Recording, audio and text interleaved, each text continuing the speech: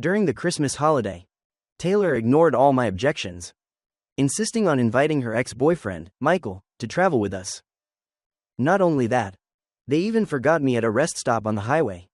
I was both sad and angry, and was eventually brought home by the police. Yet, Taylor not only didn't feel guilty, but also called me lazy and bothersome, saying I embarrassed her. At that moment, I truly couldn't stand it anymore. I told her directly that I had never been in her heart, that she only ever thought of Michael. She immediately scolded me for being petty, then slammed the door and stormed off in a huff. We were in a standoff for nearly half a month. It wasn't until this morning that Taylor finally smiled at me, said that she was partly at fault for the previous incident, and invited me to go up the mountain to watch the sunrise together. "I've prepared all the snacks," she said. I knew very well that Taylor wasn't truly apologizing.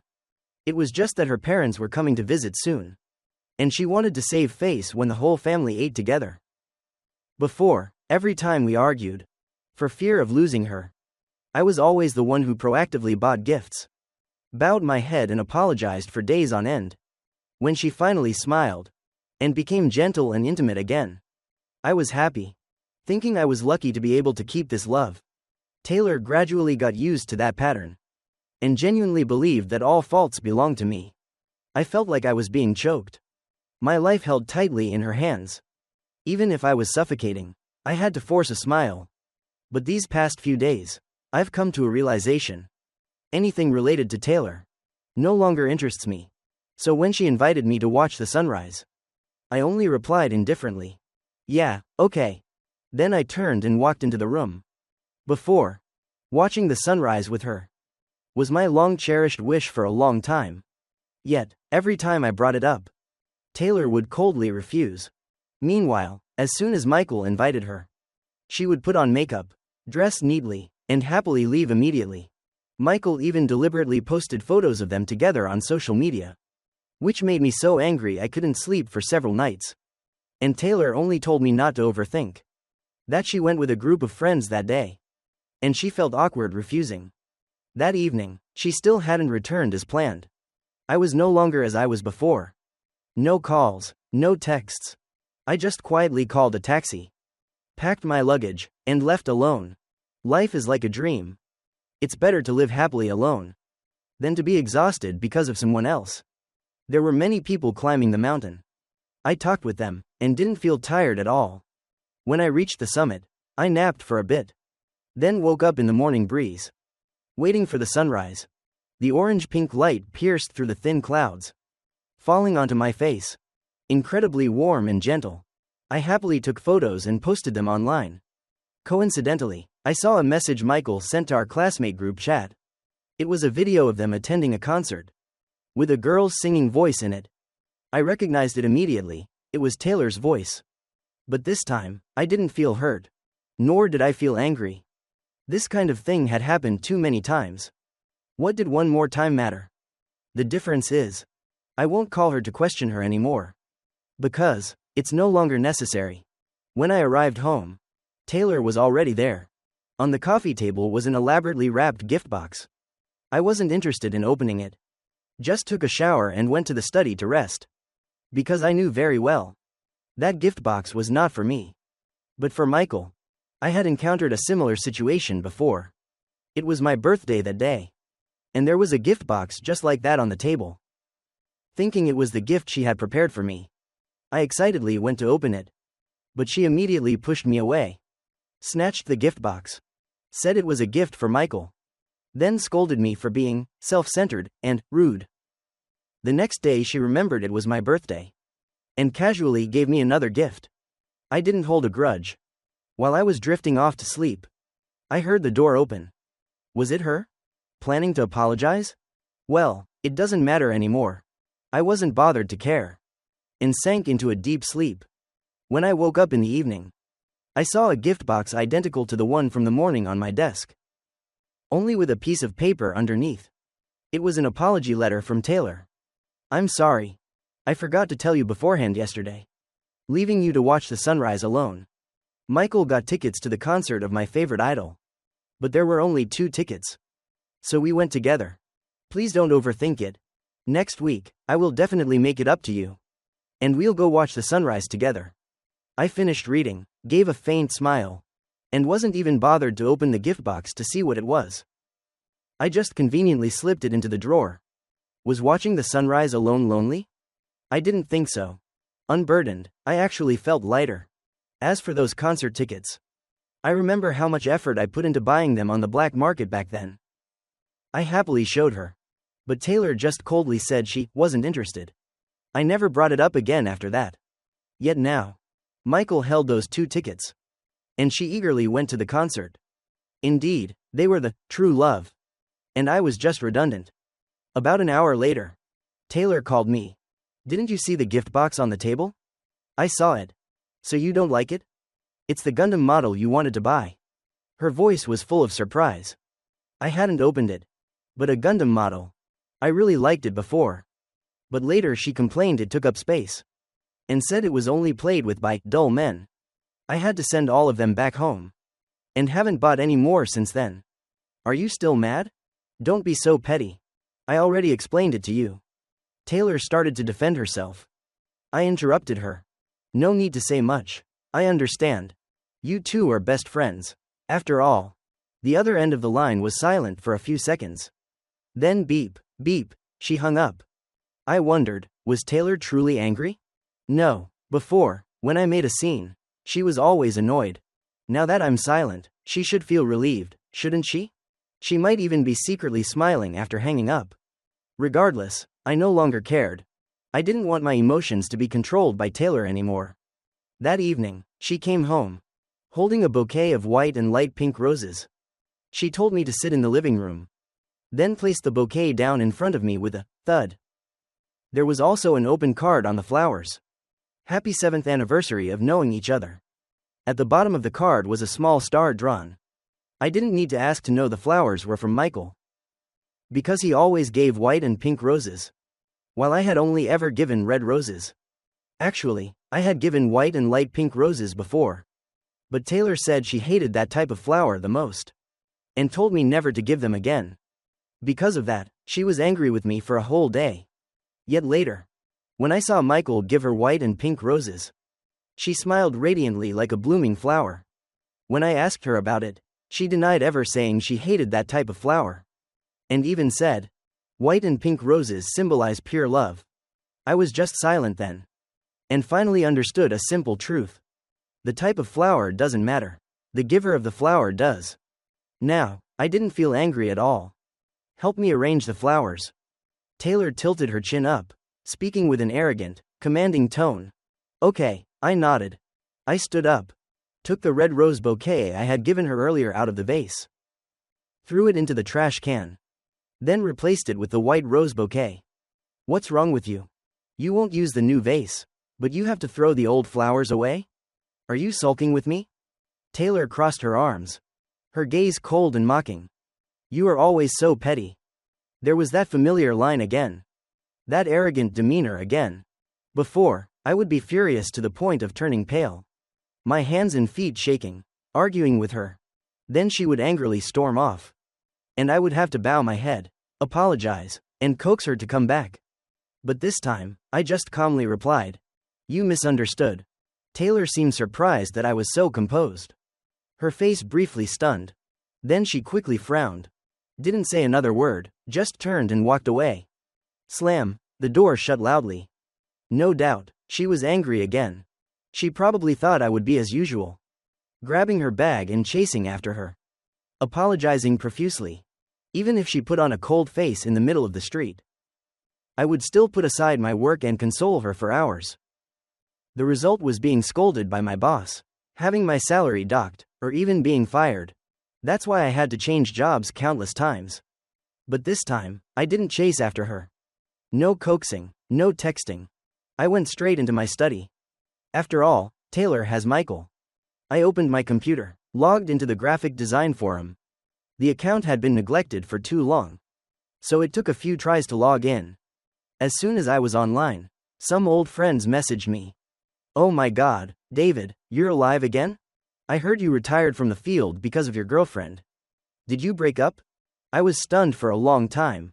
then only replied with one word. Yes. Since childhood, I've loved drawing and had a talent for it. I even received invitations from prestigious foreign universities and famous game companies. But because of Taylor, I gave up everything, choosing a normal job. Every morning I woke up early to cook for her. In the evening I did laundry, watched her favorite movies, helped her solve problems at work. All just to please her. As for my own hobbies and dreams, I gradually abandoned them all. Drawing, Gundam models, everything disappeared. In return, I received nothing. She was hot and cold towards me, but always gentle and passionate towards Michael. The dream of a peaceful life with her has vanished into thin air. It's better to invest my effort in loving myself than to waste it on someone else. 2 hours later, the phone rang. It was Michael. David, are you even a man? Taylor ran off in the middle of the night. Aren't you worried? He yelled into the phone. She has you by her side. Why should I worry? I replied, then hung up. I went back to chatting with my friends on the forum. Everyone advised me to return to my old profession, because with my talent, I could totally catch up with the current trends. I've made up my mind. This time, I have to live for myself. A little later, I heard the door open. It must be Taylor returning. But I didn't care. I continued chatting. A friend working at a large game company said, if I really came back, he could arrange an interview for me. I immediately agreed, setting a date for the next day. The next morning, I didn't wake up early to cook as usual. I slept until after 9 o'clock. Made myself a sandwich, and poured milk and juice. Free, and comfortable. Before every meal I had to cater to Taylor's taste. She would say what she craved that night, and I would remember it to cook the next morning. But when I served it, she would say, I don't want to eat it anymore. Make something else. She even told me to make an extra portion for Michael. Just like I was a nanny. A tool for them to order around at any time. Now that there are no constraints. No need to wake up at 6 in the morning to please anyone. Life is so much more pleasant. Even the sunlight outside the window is much brighter. I went to the company, thanks to my friend's introduction. I met the director, and we talked for a very long time. I interrupted her. No need to say much. I understand. You two are best friends. After all. The other end of the line was silent for a few seconds. Then beep, beep, she hung up. I wondered, was Taylor truly angry? No. Before, when I made a scene, she always found it annoying. Now that I'm silent, she should feel relieved, shouldn't she? She might even be secretly smiling after hanging up. Regardless, I no longer cared. I didn't want my emotions to be controlled by Taylor anymore. That evening, she came home, carrying a bouquet of white and light pink roses. She told me to sit in the living room, then placed the bouquet down in front of me with a thump. There was also an open card on the flowers. Happy 7th anniversary of knowing each other. At the bottom of the card was a small star drawn. I didn't need to ask to know the flowers were from Michael, because he always gave white and pink roses, while I have always only given red roses.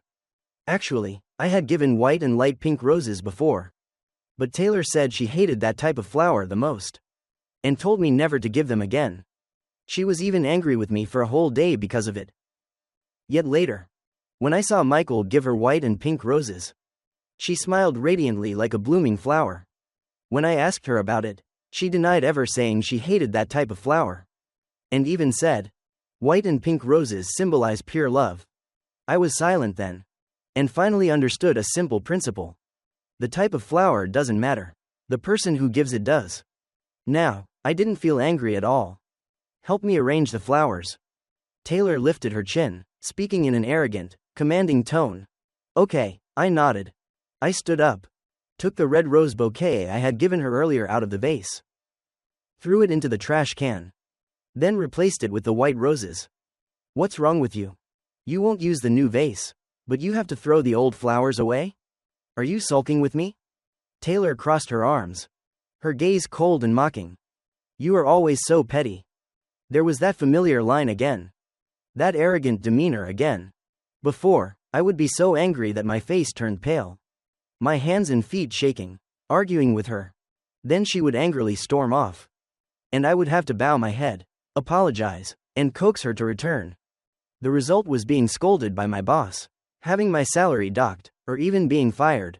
That's why I had to change jobs countless times. But this time, I just calmly replied, "You misunderstood." Taylor seemed not to expect me to be so composed. Her face briefly startled. Then she quickly frowned. Didn't say anything more, just turned and walked away. Slam, the door shut heavily. No doubt, she was angry again. She probably thought I would be as always. Grabbing her bag and running after her. Apologizing profusely. Even if she maintained a cold expression in the middle of the street, I would still put aside my work and console her for hours. But this time, I didn't run after her. No coaxing, no texting. I went straight into my study. After all, Taylor has Michael. I opened my computer, logged into the graphic design forum. The account had been neglected for too long, so it took a few tries to log in. As soon as I was online, some old friends messaged me. "Oh my God, David, you're alive again? I heard you retired from the field because of your girlfriend. Did you break up?" I was stunned for a long time, then only replied with one word. "Yes. Since childhood, I've loved drawing and had a talent for it. I even received invitations from prestigious foreign universities and famous game companies. But because of Taylor, I gave up everything. Choosing a normal job. Every morning I woke up early to cook for her. In the evening I did laundry, watched her favorite movies, helped her solve problems at work. All just to please her.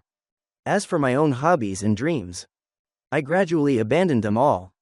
Drawing, Gundam models, everything disappeared. In return, I received nothing. She was hot and cold towards me, but always gentle and passionate towards Michael. The dream of a peaceful life with her has vanished into thin air. It's better to invest my effort in loving myself than to waste it on someone else.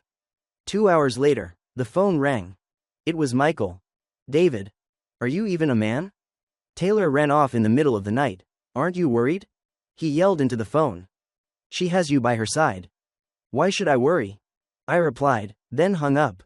I went back to chatting with my friends on the forum. Everyone advised me to return to my old profession, because with my talent, I could totally catch up with the current trends. I've made up my mind, this time, I have to live for myself. A little later, I heard the door open. It must be Taylor returning. But I didn't care. I continued chatting. A friend working at a large game company said, if I really came back, he could arrange an interview for me. I immediately agreed, setting a date for the next day. The next morning, I didn't wake up early to cook as usual. I slept until after 9 o'clock. Made myself a sandwich, and poured milk and juice. Free, and comfortable. Before, every meal I had to cater to Taylor's taste. She would say what she craved that night, and I would remember it to cook the next morning. But when I served it, she would say, I don't want to eat it anymore. Make something else. She even told me to make an extra portion for Michael. Just like I was a nanny. A tool for them to order around at any time. Now that there are no constraints. No need to wake up at 6 in the morning to please anyone. Life is so much more pleasant. Even the sunlight outside the window is much brighter. I went to the company, thanks to my friend's introduction. I met the director, and we talked for a very long time. But I was wrong. After Taylor's parents left, Michael said with a laugh, let's go sing karaoke, and invite a few more friends. I shook my head. I'm not going, you all go ahead. I refused. After eating, one should go home and sleep. I didn't want to torture myself just because of others. Moreover, I always carried a scar regarding going to KTV with Taylor. Once, when it was pouring rain, Taylor texted me saying she was being beaten up at a KTV. I ran over in the pouring rain. We hadn't bought a car at the time, and taxis were unavailable due to the bad weather. So I had to take my bicycle. I even fell once on the way, soaked to the bone. Yet, when I arrived, I discovered Taylor wasn't being beaten at all. She was just playing truth or dare. I was dripping wet like an idiot, laughed at by her friends, and she didn't say a single word in my defense. Because of that, we had a fierce argument. Since then, Michael often invited Taylor to KTV. I objected many times, but she never listened, always using that familiar tone. You are so petty, it's not just the two of us. Everyone is going together. But what guarantee is there when there are many people? The answer is none. Once, Michael posted a video online. Only a few dozen seconds long. But he and Taylor were singing a love song together. Their eyes meeting. Sweet smiles. Gazes that seemed to melt. Because of that, I argued with Taylor again. This time, Michael again suggested going to sing. Probably just to continue his performance. But I couldn't be bothered anymore. Then Michael turned to Taylor and said, "If David's not going, let's go." "No, I'm tired tonight." Taylor shook her head. "Taylor, you used to say you liked singing with me the most. You always agreed, why are you refusing today?" Michael was both surprised and acting pitiful. Every time he acted like that, Taylor would soften. But if I was the one who looked wronged, she would only call me womanly or bothersome. Perhaps that is the difference between the bright moon and common fallen leaves. But what surprised me was, this time, Taylor still shook her head. "No, stop messing around, I'm truly tired, let's go another time." "Okay, fine," Michael frowned. Unhappy, but still left. Turning back to look at her with every step. Taylor still didn't change her mind. As soon as she got into the car, Taylor suddenly said, "Michael wasn't invited by me, we just ran into him." That's strange. She had never explained herself to me before. Whenever I asked, she would even accuse me of looking for trouble. But now, she was proactively explaining. But I couldn't be bothered to listen anymore. I closed my eyes, pretending to sleep. Whatever she said was no longer relevant to me. I don't know how much time passed. I felt someone gently nudging me. Tenderly calling my name. It was Taylor's voice. I thought I was dreaming. But when I opened my eyes, it was indeed her. She looked at me, smiling gently. "We're home, go to bed." It had been a very long time since I'd seen her this gentle. But now, I no longer cared. "No, I still have work." I shook my head, went straight into the study, and continued designing the character for the game project. A little later, Taylor brought a glass of warm milk in and placed it on the desk. "Drink some milk tonight, it's good for your health." Before, I had also said that to her. Every evening, I would pour her a glass of milk. Until one day, she was playing a game with Michael. Accidentally spilled the milk, affecting her performance. She threw the whole glass at my feet. Scolded me fiercely. Then turned back to talk sweetly with Michael. From that day on, I never poured her milk again. Just then, her phone vibrated. It was Michael calling. "Taylor, I fell, I twisted my ankle." His voice was weak. "Is it serious?" Taylor quickly asked. "I don't know. Can you take me to the hospital?" Michael said, his voice choked up as if about to cry. After hanging up, Taylor turned to me. Michael fell down. "It's fine, you go ahead." I cut her off.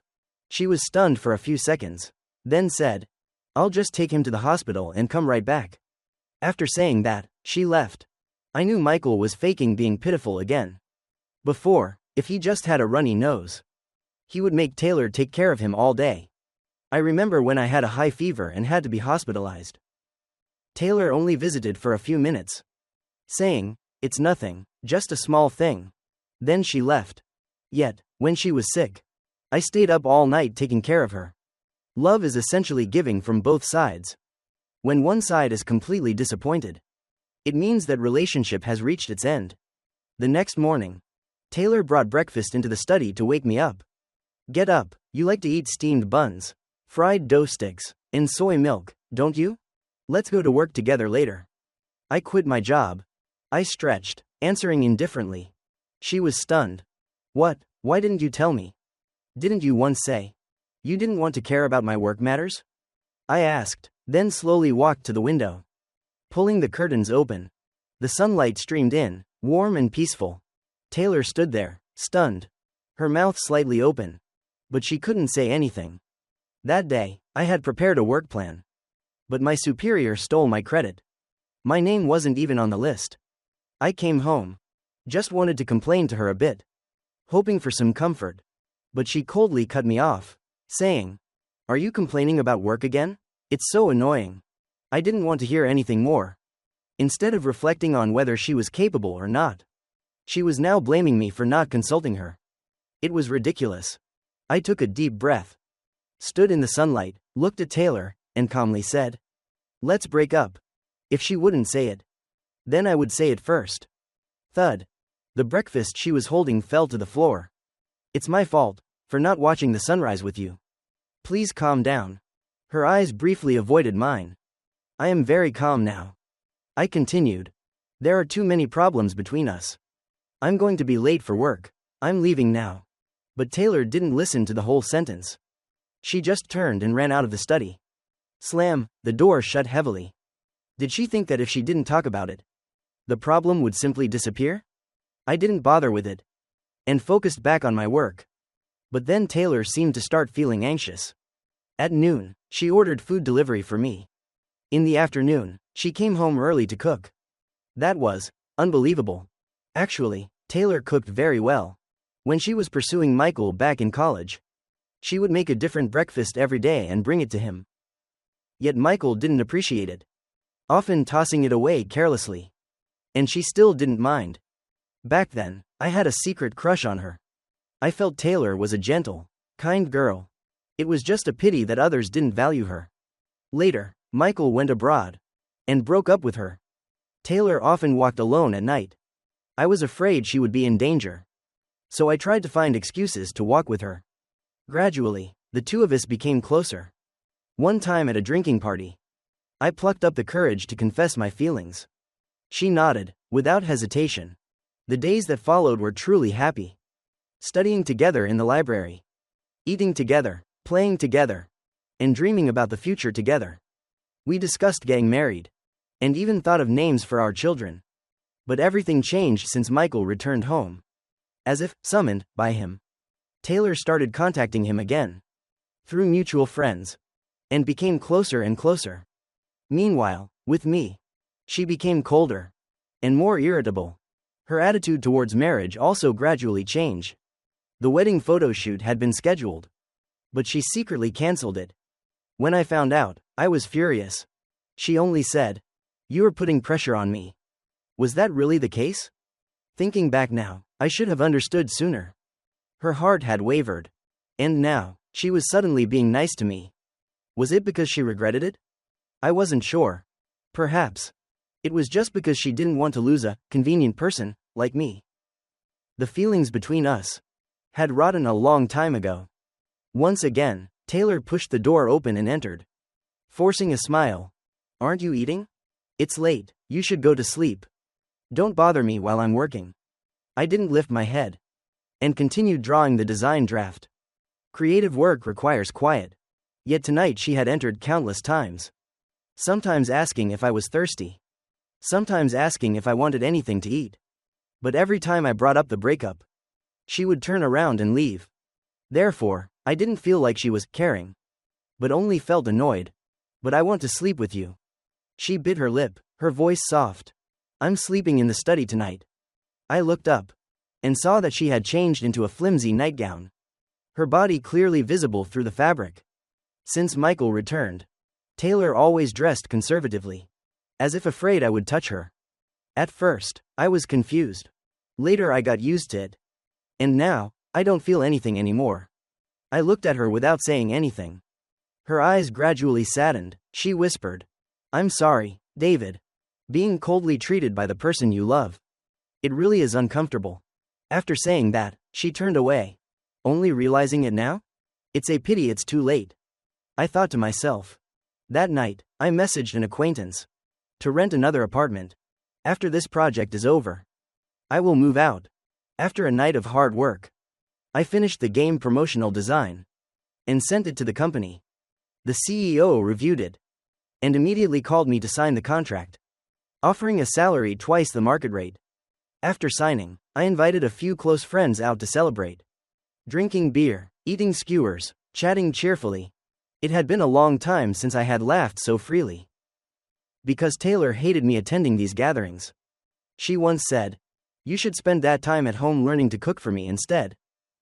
Every time I attended a company event, she would complain about it when I returned. But tonight, when I got home, I saw Michael standing outside the door. "Taylor, open the door. You haven't been out lately. I'm worried. Are you sick, or did David bully you?" He was ringing the doorbell and shouting. There was no reply from inside the house. That's strange. Normally, just a text message. And Taylor would run out to meet him right away. No need to come all the way here. Michael kept ringing the doorbell, and no one opened it. When he turned around and saw me, he frowned and cursed. David, are you crazy? Are you keeping Taylor from leaving the house? Be petty only up to a point. This is illegal detention. Do you want to go to jail? Facing that false accusation, I only calmly replied, you want to see Taylor, right? Fine, I'll open the door for you. After saying that, I took out the key and unlocked the door. Michael was stunned. He probably thought I was drunk. Because before, in this situation, I would always argue fiercely with him. But this time, I was very sober. In my heart, I had already broken up with Taylor. In the living room, Taylor was sitting on the sofa. Her eyes surprised, clearly not expecting me to open the door for him. Michael quickly walked in, shouting loudly, Taylor. Michael hadn't even finished his sentence when Taylor slapped him without warning. Why did you hit me? Why won't you see me? Did that David guy try to turn you against me? She glared, her voice sharp. I laughed coldly internally. After all the circumlocution, Michael still blamed everything on me. How ridiculous. I told you, stop bothering me. Can't you understand plain language? Get lost, the farther the better. Taylor threw another pillow at Michael. Michael's face turned red with anger. And he finally left resentfully. Immediately after he left, Taylor changed her attitude again, smiling gently and saying, the meal I cooked is ready. I've eaten. I shook my head and walked straight into the bedroom to pack my clothes. Have you confirmed your new job? Why are you packing? Are you going on a business trip? Taylor followed behind, her voice full of doubt. I'm moving house. Closer to the company, for convenience. I replied calmly. What? Her beautiful eyes widened, stunned for a few seconds before reacting. Clutching my arm and saying, if you move house, you have to take me with you. You can't leave me alone. I didn't answer, just bowed my head and continued folding clothes. It was clearly her who lost me. Yet now she was blaming me instead. In her eyes, I was always the one at fault. I won't break up. I don't agree. Taylor tightened her grip on my arm, pursing her lips, her eyes teary, her voice husky with emotion. You once said that love takes two people, but breaking up only takes one.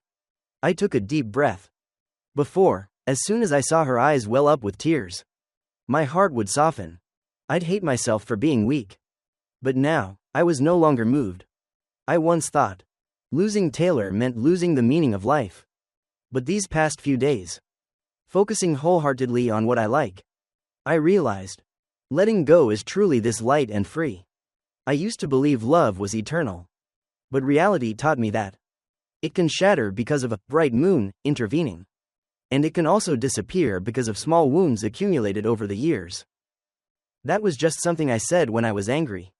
Her voice grew softer, choked with sobs. Really? People often speak their truest feelings when they are angry. I replied softly, then gave her a final hug, and pulled my suitcase into the study. Right after that, I heard Taylor's crying outside the door. But strangely, I didn't feel any heartache. On the contrary, a new game script idea even popped into my head. Before long, I received a call from her father. David, don't be impulsive. You and Taylor should talk things out. After all, you've been together for many years. I smiled faintly, bitterly. Many years of feelings. In the end, they still couldn't win against an ex who once abandoned her. For this relationship, I lost all my self-respect. I tried. But this is enough. The other end of the line was silent for a long time. Then only a heavy sigh remained. About an hour later, there was a knock on the door. I opened it. Taylor stood there, her hair messy, her eyes red and swollen, her hands tremblingly grasping mine. Please, don't go, okay? My parents have scolded me a lot. They were right. I don't know how to keep boundaries. I don't know how to keep distance from others. I'm sorry, truly sorry. I promise, I won't contact Michael again. I will change. I will fix all my mistakes. Just please don't leave me. Her voice was choked, her whole body trembling. I took a deep breath. and shook my head. You truly don't know how to keep boundaries? No. You are just taking advantage of my love for you. You want me to stay obediently by your side. And yet you can't forget your old flame. Even though Michael once abandoned you, you still ran toward him.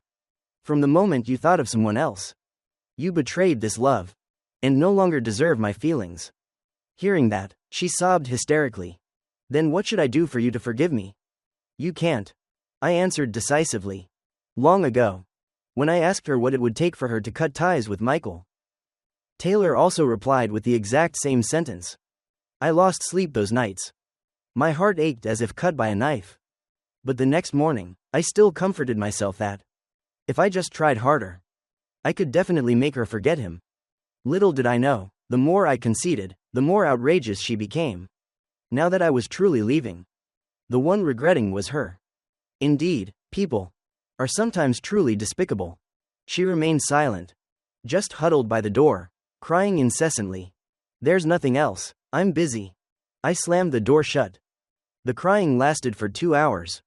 Then gradually went silent. I packed until 3 in the morning. And when I carried my luggage out of the room, I saw her asleep on the sofa.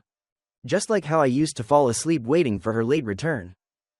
Afraid she would cling to me again, I left quietly without waking her. I thought, after moving to a new home and starting a new job, Taylor would stop obsessing and let go. But unexpectedly, she seemed to go crazy, calling continuously, and when I didn't answer, she sent a flurry of texts. I'm sorry, I know I was wrong. Please come back, okay?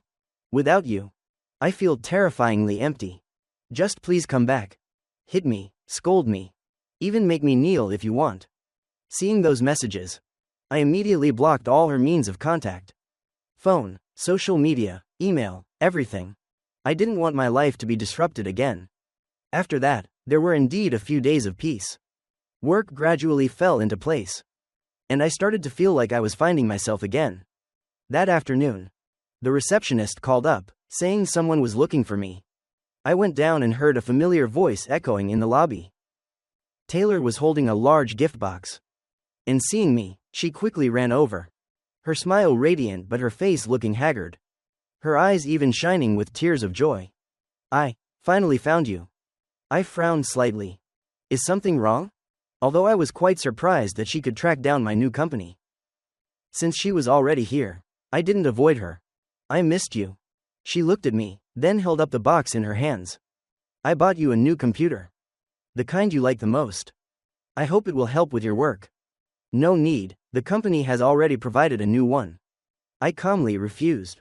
In the past, if Taylor had done something like this, caring for and supporting me in my work, I would have been overjoyed. But now everything was different. The smile on her lips froze. Then she forced it. It's okay, you can keep it as a backup machine. I don't need it. I was more decisive. Then, shall we have dinner tonight? I haven't seen you in days. She spoke quickly, as if afraid I would turn away. I have a meeting tonight. I replied, then turned and walked away. Less than half an hour later, my colleague sitting next to me leaned over and whispered, Hey, is that girl in the lobby your admirer? She's so persistent, waiting out in the sun for ages. I paused, walked to the window and looked down. Sure enough, Taylor was standing there in the dazzling sunlight. That image suddenly reminded me of my past self.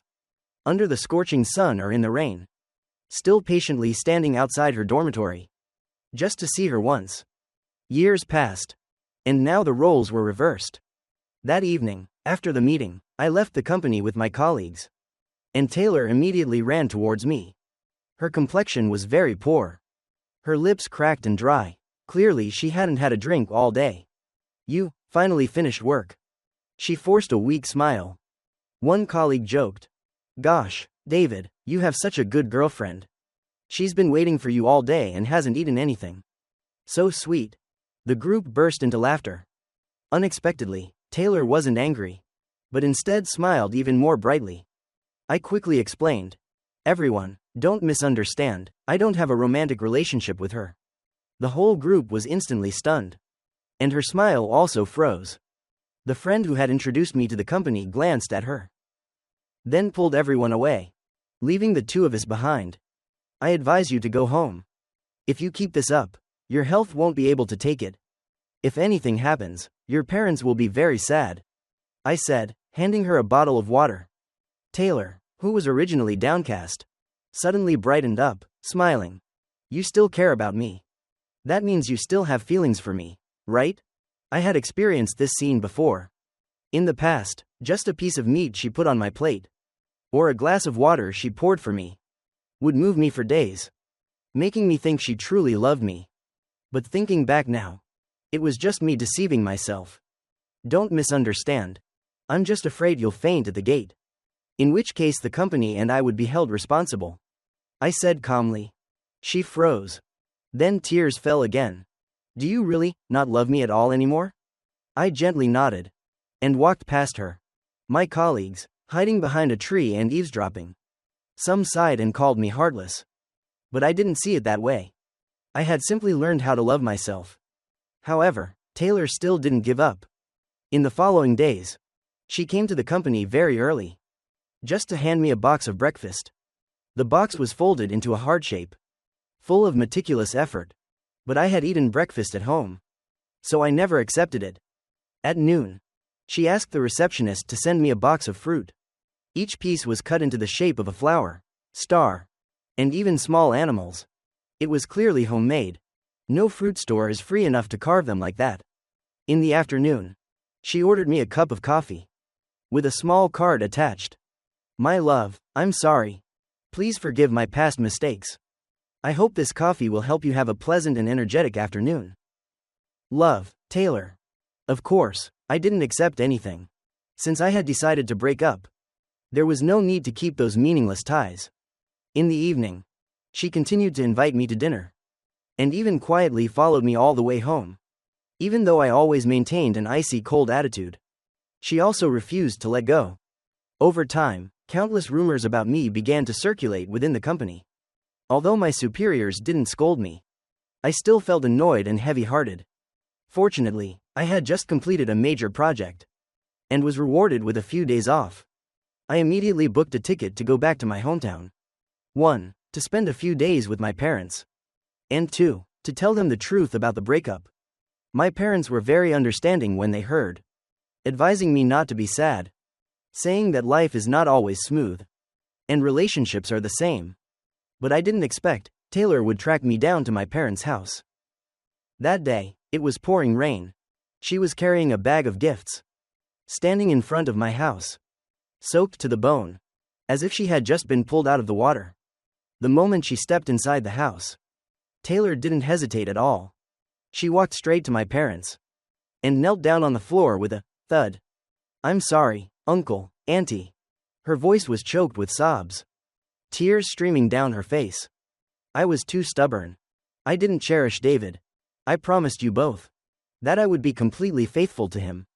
But I failed," she continued, her voice trembling, full of regret and self-blame. My parents, who have been farmers all their lives and are simple-hearted, couldn't bear to scold her harshly when they saw her like this, only sighing repeatedly. "Well, what's done is done. No matter what you do, things can't go back to how they were." I stepped forward to help her up. "Get up, it's over." But Taylor refused, and instead, raised her hand and slapped herself hard across the face. "It's my fault. I don't deserve him. I deserve to die." My parents were utterly terrified, rushing over to stop her. But she wouldn't stop, continuing to hit herself. I frowned, starting to get angry. "What good does it do for you to continue like this? Your actions are only making things worse. Do you want to make me unable to hold my head up at the company? Do you want my parents to be pointed at and gossiped about by the villagers? Ask yourself. Do you want to live your whole life in those rumors? Taylor, you are truly too selfish." Hearing me say that, Taylor suddenly fell silent. After a long time, she slowly stood up, looked at me once, then turned and walked out into the rain. She hadn't gone far when she collapsed. I rushed over in a panic to help her, quickly took her to the hospital, then called her parents to pick her up. After that, I had no further contact. It wasn't until I saw Taylor's name on the news that I learned she had been stabbed 3 times and was hospitalized. The assailant was her first love. Michael. The news report said. Michael had repeatedly tried to see her. But she refused. He then frequently waited outside her apartment. One night, he intercepted her. But Taylor didn't want to talk. Michael grew furious and tried to force her into his car. She struggled to resist. He then pulled out a knife and stabbed her 3 times. Then fled in a panic.